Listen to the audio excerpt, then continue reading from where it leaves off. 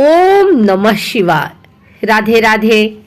आइए सुनते हैं आज सोमवार के दिन भगवान शिव और यमराज की यह कहानी। यमराज को मृत्यु का देवता माना जाता है। यदि यमराज स्वयं मृत्यु के देवता है तो इनकी मृत्यु कैसे संभव है? यह बात हास्यप्रद सी लगती है, परंतु वेद और पुराण में इनकी मृत्यु की एक कथा बताई गई है।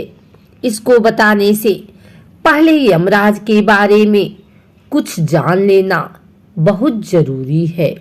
यमराज की एक जुड़वा बहन थी जिसे यमुना भी कहा जाता है। यमराज भैंसे की सवारी करते हैं और यमराज की आराधना विभिन्न नामों से की जाती है, जैसे कि यम, धर्मराज, मृत्यु, आतंक, वैवस्वत और काल। बहुत समय पहले एक श्वेत मुनि थे जो भगवान शिव के परम भक्त थे और गोदावरी नदी के तट पर निवास करते थे।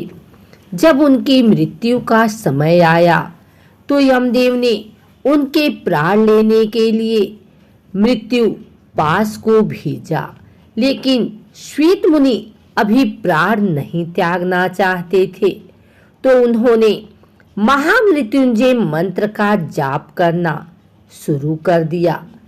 जब मृत्यु पास श्वेत मुनि के आश्रम में पहुंचे तो देखा कि आश्रम के बाहर भैरव बाबा पहरा दे रहे हैं।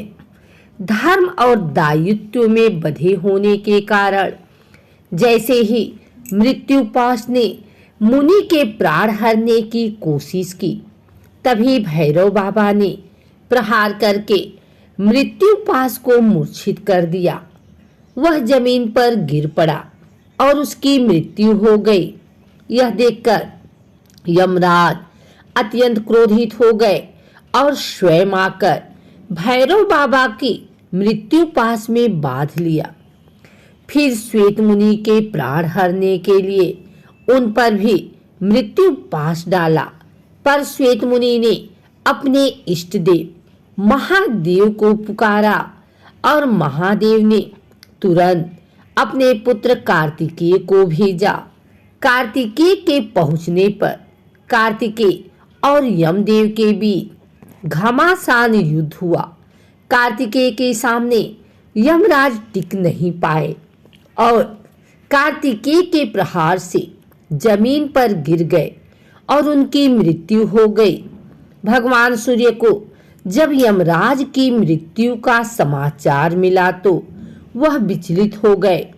ध्यान लगाने पर ज्ञात हुआ कि उन्होंने भगवान शिव की इच्छा के विपरीत श्वेत मुनि के प्राण हरने चाहे थे।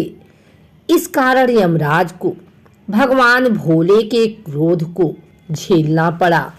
यमराज सूर्यदेव के पुत्र हैं और इस समस्या के समाधान के लिए सूर्यदेव भगवान विष्णु के पास गए।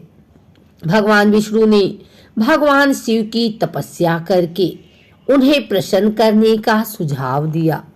सूर्यदेव ने भगवान शिव की घोर तपस्या की, जिससे भोलेनाथ प्रसन्न हो गए और उन्हें दर्शन देकर वरदान मांगने को कहा। तब सूर्यदेव ने कहा कि हे महादेव, यमराज की मृत्यु के बाद पृथ्वी पर भारी असंतुलन फैला हुआ है।